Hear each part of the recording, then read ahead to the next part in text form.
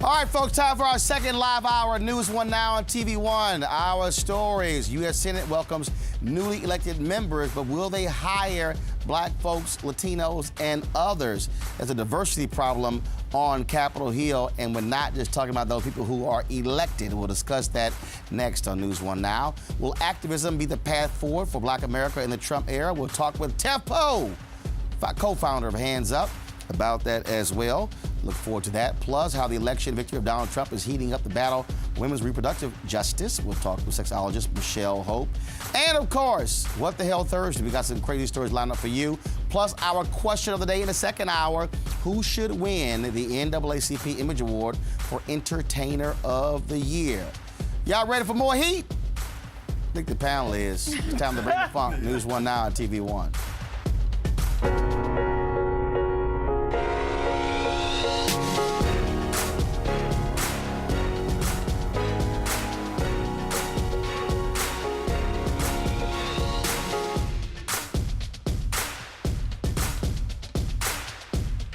In a few weeks, newly elected U.S. senators will take their oaths of office on Capitol Hill, but just how many of them will include staffers of color among their new hires? The Joint Center for Political and Economic Studies released a report in 2015 dissecting the diversity or lack thereof among Hill staffers. While people of color make up over 36% of the U.S. population, they have just 7% of top Senate staffers. In 2015, there were 336 top Senate staffers. Just 24 people of color. Yes, 24. 12 Asian Americans lead that group. Latinos have the second highest amount with 7 staffers. And check this out, y'all. Out of all Senate staffers, 336. Black people, Native Americans, 5. That's it. Out of 336. 5. The report also notes Senate offices representing states with large Hispanic and African-American populations like California, Texas, New York, and Florida tend to hire few senior staffers of color. Really? The 6 newly elected U.S. senators from California, Illinois, Indiana, Maryland, New Hampshire, and Nevada each have 3 top staff positions to hire: Chief of Staff, the Legislative Director, and Communications Director. This means a total of 18 highly paid, highly visible jobs. To the best of our knowledge, some of these spots have been filled, and the only person of color so far is the Communications Director for Senate-elect Cortez Masto of Nevada. So what does this mean for Black and Latinos heading into 2017? Joining us, Spencer Overton, President of the Joint Center for Political and Economic Studies, also a law professor at Georgetown University. Don Cravins, Senior Vice President for Policy with the National Urban League. Don also served as Chief of Staff for Louisiana Senator Mary Landrieu's office here in D.C. Of course, our panel as well. We have human rights activist Jamira Burley, Ralph Chittams. He is with the D.C. Republican Party. Amber J. Phillips, activist as well. So, Spencer, Don, first of all, for anybody who's watching and listening, right? Why should they care? Why does this matter? Diversity among Senate staffers. Roland, I'll say this. Thanks for having us on the program, and thanks for talking about this important issue. The Senate, the United States Senate, is the most powerful legislative body in the world. Our senators ratify treaties. Our senators confirm Supreme Court justices and judges all over the country. When those senators are making decisions that affect every American, if they are not being counseled, advised by their staff, and their staff doesn't look like the states they represent, then in my opinion, they're not being adequately counseled or advised, right? And so Spencer's report talks about those states that are predominantly people of color, a minority, or have high populations, like the state of Mississippi, my home state of Louisiana. When those men and women who are elected to represent those states don't have men and women on their staffs who look like their states, I don't think they're making decisions based upon the opinions of all the people of that state. And you know, these numbers are particularly bad in terms of black folks, right? So we've got basically 300 spots. If each senator has 3 spots, 100 senators, each has 3, right? Out of that 100, only 2 of those, out of the 300, only 2 are black. Both of those are Republicans. There are no Democrats who are black on a personal staff of a senator. So no black Democratic chiefs of staff, no black Democratic legislative directors, no black Democratic communications I'll directors. put that in perspective. And this is, go ahead. I'll put it in perspective. I was hired to be a chief of staff in 2013 by Senator Mary Landrieu. Since that hiring, Roland, on the Democratic side, they've not hired another African-American chief of staff, they've not hired an African-American legislative director, and they've not hired an African-American comms director. No Democratic senator has made any of those hires since I was hired in 2013. That's an embarrassment, it's unacceptable, and we had a major election. The Democrats thought they were going to take the Senate back. The odds were they were. I question whether or not some of the reason they didn't take it back was because they don't have people on their staffs who even can identify with the people they're asking to vote for. Well, actually, one of the reasons why, and trust me, let me go ahead and say this right now, because, you know, I will call anybody out, to all of the Democratic and progressive organizations. Y'all about to feel some heat come January, after January 4th, because to this particular point here, I've made it clear, black folks, I'm not interested in black folks being political sharecroppers. I'm not a Democrat or Republican, so I can call anybody out because I don't give a damn. But the bottom line is here, when you talk about this here, this is an example of where I say where Democrats practice income inequality, because not only are these high-paid positions, there's also positions where you go on to other positions in government. Folks might run for office as well, but they also go into corporate America as well because of that. And so when you're not hiring them in these positions, now you're also not diversifying corporate America. That's right. And you can also be confirmed, right, for an agency, right, to be a commissioner at the FCC if you've already been a part of the Senate, and you know it's easier to be confirmed. So also, you know, going on to agencies is a pathway. When I had the white supremacist Jameer on the show, Richard Spencer, he was talking about, oh, how the white men are underrepresented. I'm like, dude, look behind me. Trust me, you're not being underrepresented in this building behind me or the White House, and that's the sort of this illusion.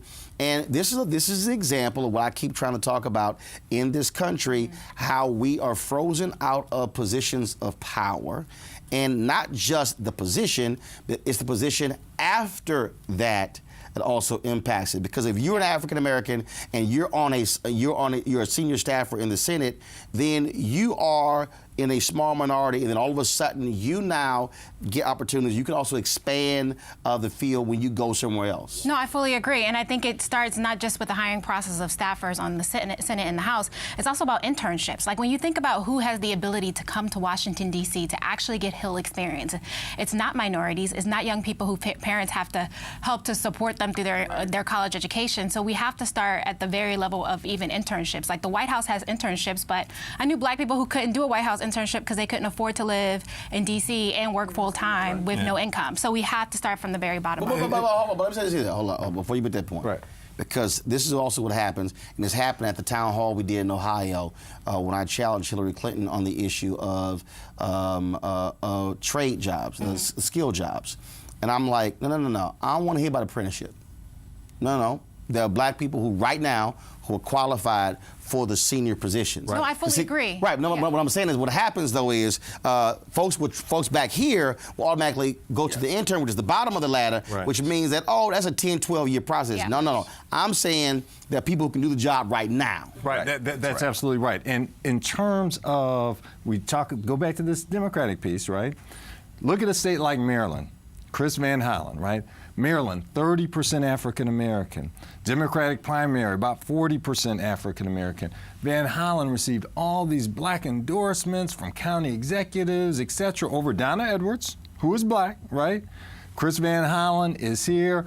He's got 3 spots. We can't find any black person out of the 40 million people in this country who's qualified to be in one of those top 3 positions. And there are organizations that are actually getting those applications. I mean, you have Inclusive based here in D.C. that actually get individuals from diverse backgrounds to submit their resumes for both Republican and Democratic offices. The problem is these people aren't hiring them. And so it's the accountability mechanism. Additionally, you have folks like Jessica who is involved with Inclusive and over. Jessica, Jessica Bird, who is somebody at home don't know Jessica. I'll let them know. Go ahead. Her name is Jessica Bird. She's over 3 Point Strategies, who is literally doing God's work of ensuring that we have folks of color, specifically Black women, who are represented at the state and local level through internships, through jobs, and through being elected leaders. And I think we all need to, and this additional piece that it's not just enough to have diversity, right? We need to have diversity in thoughts. We need to have people from different sexualities. We need trans people in these positions as well, and people who don't believe, who believe in different ways of how to bring change to the government. Now, under the heading of leading from the front, it's important that we need to give Speaker Ryan some credit. Agreed. Because he just hired, Jonathan Burks, an African-American to be his chief of staff. Yes. So, hopefully with that appointment, leading from the front, others, below him will follow his lead and hire African Americans into these positions. So when it comes to these Senate positions, is there an entity who should we be calling out? The Democratic and Republican senators here. These senators need to hire people of color, and they need to hire Black folks. Now they'll say, "Hey, I've got a state director who's a person of color." The people, the person who's the face to the folks at home. They need people here in Washington, D.C. making policy decisions, right? Another thing is you have this new class of folks who are people of color. We got 3 people of color in terms of this new class of senators, right? 3 women. And three women. And the problem is, if they don't hire people of color, it's like a pass for everyone else. Everyone else says, well, I don't need to hire a person of color. But also what right? that does, though, is unfortunately what it does is it forces the person of color to have to do the hiring. And so here's my deal. Okay, if the person of color doesn't do the hiring, I'm not going to let somebody white off the hook. No, that's true. That's true. Well. So I'm just saying, because what often happens, like in the NFL, we depend upon the Black coach to be the ones who bring in other Black coaches, and other folks don't have to do it. Final comment, Don. Roland, I'll say this. There is a pipeline for senior leadership. There's a House of Representatives where there are African-American chiefs of staff, African-American communications directors, African-American LDs. So if I'm a senator and I'm looking for a qualified person, all I got to do is walk across the street and talk to some of my delegation. Hey, do you have an African-American candidate? I want to interview an African-American candidate for chief of staff. Can you recommend someone? So this pipeline issue that these white senators have been talking about, it's not true. There is a pipeline of qualified African-Americans who can do these jobs. All right. So here's what we'll do. You should say, okay, here are the 6 names, and then here are their numbers. Mm-hmm. Should there be a Rooney Rule? The Joint Center has been talking about that, and that's what our recommendation to the senators. When you interview 3 people for chief of staff, you should include in that candidate pool an African American, a Latino, an Asian American. All right. So all you got to do. So what I want names, I want phone numbers, and then we'll give it out. Right. Recommendations are out there. Folks at home, frankly, need to reach out to their senators and say, hey, this is a priority. Yeah? So from one of y'all, all you gotta do is send an email. Okay. Here's the name, here's a number, I take care of the rest. All right. All right. And Roland, we're going to be on Capitol Hill the first week of January 5th. The National Urban League is going to convene Black staffers and any member who wants to come talk about these issues.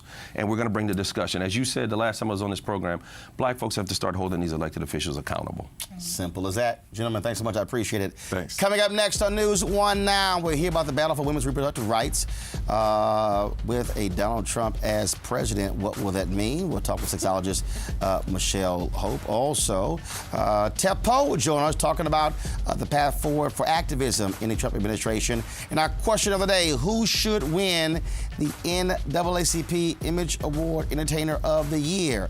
Nominees are Beyonce, Viola Davis, Regina King, Dwayne "The Rock" Johnson, or Chance the Rapper. Jameer, calm down.